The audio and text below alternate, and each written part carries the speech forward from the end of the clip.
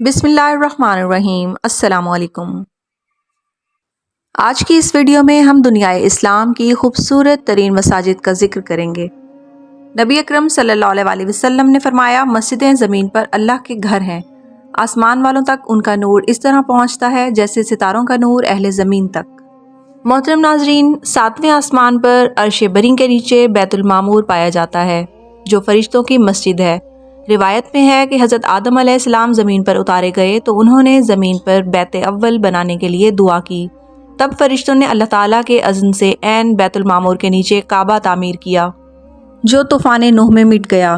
پھر حضرت ابراہیم علیہ السلام نے حضرت جبرائیل علیہ السلام کی نشاندہی سے اس کا مقام تلاش کیا اور انہی بنیادوں پر از سر نو بیت اللہ تعمیر کیا۔ آج روئے زمین کی تمام مساجد اسی بیت اول کی طرف رخ کیے ہوئے ہیں۔ انوار و تجلیات اور برکات کا مرکز کعبۃ اللہ مسجد الحرام مکہ میں واقع ہے۔ دنیا کی پہلی عبادت گاہ جو انسانوں کے لیے تعمیر ہوئی، اس کی تعمیر حضرت ابراہیم علیہ السلام نے کی۔ مسجد الحرام کو اللہ تعالیٰ نے مراکز امن و ہدایت اور خیر و برکت بنایا۔ اس میں حجر اسود، مقام ابراہیم، زمزم اور صفا مروہ واقع ہیں۔ یہاں ایک نماز کا اجر 1,00,000 نمازوں کے برابر ہے۔ یہ حجاج کا مرکز شوق ہے جہاں عبادت کبھی نہیں رکتی۔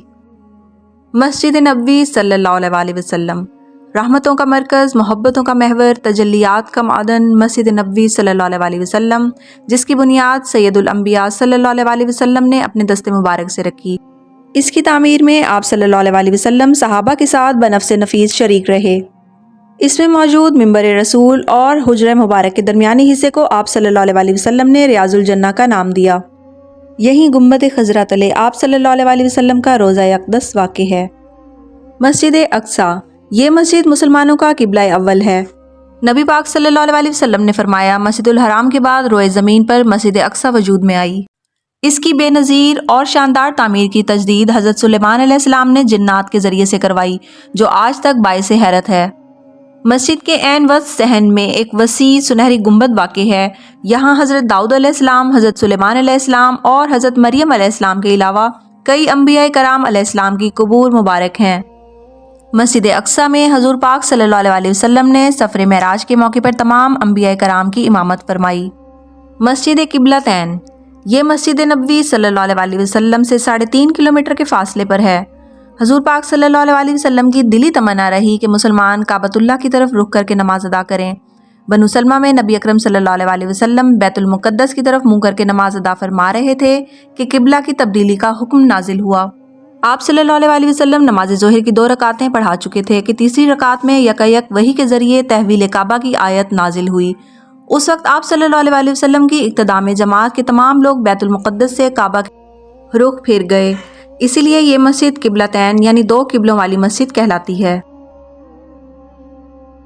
ایک اور خوبصورت مسجد مسجد جمعہ، قباء سے کچھ فاصلے پر مدینہ منورہ کے راستے میں قبیلہ بنو سالم آباد تھا۔ حضور اکرم صلی اللہ علیہ وسلم جب ہجرت کے موقع پر قباء کی بستی سے مدینہ منورہ روانہ ہوئے تو جمعہ کا روزہ تھا۔ ابھی نبی پاک صلی اللہ علیہ وسلم محلہ بنو سالم میں پہنچے تھے کہ جمعہ کی نماز کا وقت ہو گیا۔ اس مقام پر آپ صلی اللہ علیہ وسلم نے نماز جمعہ ادا فرمائی۔ مدینہ منورہ میں یہ آپ صلی اللہ علیہ وسلم کا پہلا جمعہ تھا۔ اس جگہ جہاں نبی پاک صلی اللہ علیہ وسلم نے جمعہ کی نماز ادا فرمائی تھی، مسجد بنا دی گئی، جو مسجد نبوی صلی اللہ علیہ وسلم سے 2.5 کلومیٹر کے فاصلے پر قباء کی طرف ہے۔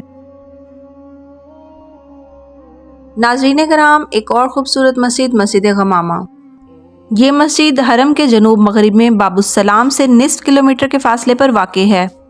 حضور پاک صلی اللہ علیہ وسلم یہاں عیدین کی نماز ادا فرماتے تھے، اسی لیے اسے مسجد مصلی بھی کہتے ہیں۔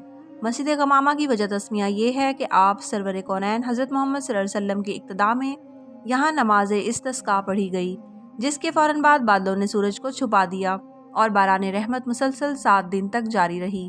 مسجد غمامہ یعنی بادل اسی نسبت سے مشہور ہے۔ روئے زمین کی ایک اور خوبصورت مسجد مسجد میقات، مدینہ منورہ سے تقریباً 12 کلومیٹر فاصلہ پر یہ خوبصورت مسجد واقع ہے۔ یہ اہل مدینہ کے لیے مقام میقات ہے۔ حج و عمرہ کے لیے یہاں احرام باندھا جاتا ہے۔ اسے مسجد شجرہ بھی کہا جاتا ہے۔ یہ اس درخت کی جگہ تعمیر کی گئی جس کے سائے تلے نبی پاک صلی اللہ علیہ وسلم مکہ مکرمہ جاتے وقت قیام فرمایا کرتے تھے۔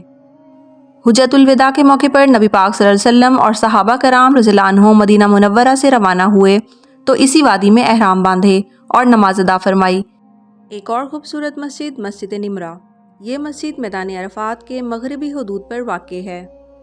عرفہ کے دن حضور پاک صلی اللہ علیہ وسلم نے یہیں خیمہ میں قیام فرمایا۔ زوال کے بعد آپ صلی اللہ علیہ وسلم نے قریب کی وادی ارنا میں خطبہ دیا اور نماز پڑھائی۔ جس جگہ کھڑے ہو کر آپ صلی اللہ علیہ وسلم نے خطبہ دیا وہاں دوسری صدی ہجری میں یہ مسجد بنا دی گئی۔ حضور صلی اللہ علیہ وسلم چونکہ وادی ارنا میں خطبہ دیا تھا جو کہ عرفات سے باہر ہے، لہٰذا اس جگہ جو مسجد نمرہ بنی وہ بھی عرفات سے باہر تھی۔ بعد میں اس مسجد کی توسیع ہوتی رہی، اس لیے مسجد دو حصوں میں تقسیم ہے۔ قدیمی حصہ عرفات سے باہر ہے جبکہ توسیعات عرفات کے اندر ہیں۔ مسجد خیف، یہ مسجد منی میں مسجد الحرام سے مشرقی جانب 7 کلومیٹر کے فاصلے پر ہے۔ یہ منی میں جنوبی پہاڑ کے دامن میں واقع ہے۔ اس مبارک مسجد میں بہت سے انبیاء کرام نے نمازیں ادا کیں۔ رسول اللہ صلی اللہ علیہ وسلم اور صحابہ کرام رضی اللہ عنہ نے یہاں حج کے دوران نمازیں پڑھیں۔ حضرت عبد الرحمن بن معاذ رضی اللہ عنہ فرماتے ہیں کہ حضور پاک صلی اللہ علیہ وسلم نے منی میں خطبہ دیا۔ آپ صلی اللہ علیہ وسلم نے مہاجرین کو فرمایا کہ مسجد کے اگلے حصے میں خیمہ زن ہو جائیں اور انصار پچھلے حصے میں قیام کریں، ان کے بعد باقی لوگ قیام کریں۔ ناظرین کرام، ایک اور خوبصورت مسجد مسجد مشعر الحرام، یہ خوبصورت مسجد مسجد نمرہ سے 7 کلومیٹر کے فاصلے پر ہے، جہاں حجاج کرام عرفات سے واپسی پر رات کھلے آسمان کے نیچے گزارتے ہیں اور اللہ کا ذکر کرتے ہیں۔ رسول اللہ صلی اللہ علیہ وسلم نے اس مسجد کے قبلہ کی سمت قیام فرمایا تھا۔ حضور صلی اللہ علیہ وسلم نے حجۃ الوداع کے موقع پر مغرب اور عشاء کی نمازیں ایک ساتھ ادا فرمائیں۔ آپ صلی اللہ علیہ وسلم نے ارشاد فرمایا، میں نے یہاں قیام کیا مگر سارا قیام گاہ ہے۔ جدید تعمیر کے بعد یہاں 12,000 سے زیادہ افراد نماز ادا کر سکتے ہیں۔ اس مسجد کے 2 مینار ہیں، اس وجہ سے یہ مسجد 2 میناروں کے نام سے مشہور ہے۔ مسجد عائشہ، اس خوبصورت مسجد کو مسجد عمرہ بھی کہا جاتا ہے۔ قیام مکہ کے دوران زائرین عمرہ کی ادائیگی کے لیے یہیں سے احرام باندھتے ہیں۔ حضور اکرم صلی اللہ علیہ وسلم نے حج کے موقع پر حضرت عائشہ کو قیام مکہ کے دوران یہیں سے عمرہ کی ادائیگی کے لیے احرام باندھنے کی ہدایت فرمائی تھی، اس لیے اس مقام مسجد عائشہ کو حضرت عائشہ سے منسوب کر دیا گیا۔ جدید توسیع کے بعد اس مسجد میں 15,000 نمازیوں کی گنجائش ہے۔ مسجد بدر، ناظرین کرام، یہ مسجد میدان بدر میں واقع ہے جسے مسجد العریش بھی کہا جاتا ہے۔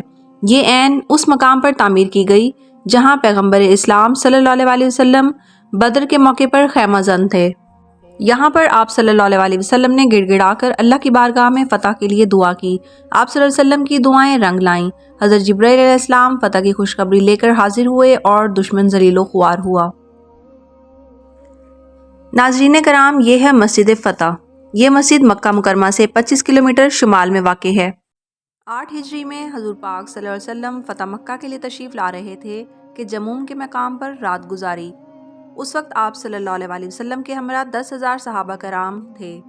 جموم میں قبیلہ بنو سلیم کے بہت سے لوگ بھی آپ صلی اللہ علیہ وسلم کے ہمراہ ہو گئے۔ اس جگہ حضرت ابو سفیان بن حرب نے اسلام قبول کیا۔ حضور پاک صلی اللہ علیہ وسلم نے جموم میں جہاں قیام فرمایا اور نمازیں ادا کی تھیں، اس جگہ پر مسجد تعمیر کی گئی جو مسجد فتح کے نام سے مشہور ہے۔ مسجد حدیبیہ، مکہ المکرمہ سے جدہ کی جانب حرم کی حدود سے قریباً 2 کلومیٹر پہلے حدیبیہ واقع ہے۔ آپ صلی اللہ علیہ وسلم عمرہ کی ادائیگی کے لیے عازم سفر تھے تو قریش نے یہاں آپ صلی اللہ علیہ وسلم کو مکہ داخلہ سے روک دیا۔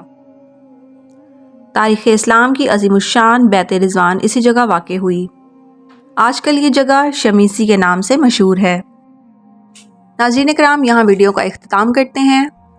اسی ویڈیو کے دوسرے حصے کے ساتھ حاضر ہوں گی مزید مساجد کی معلومات لے کر۔ اللہ نگہبان۔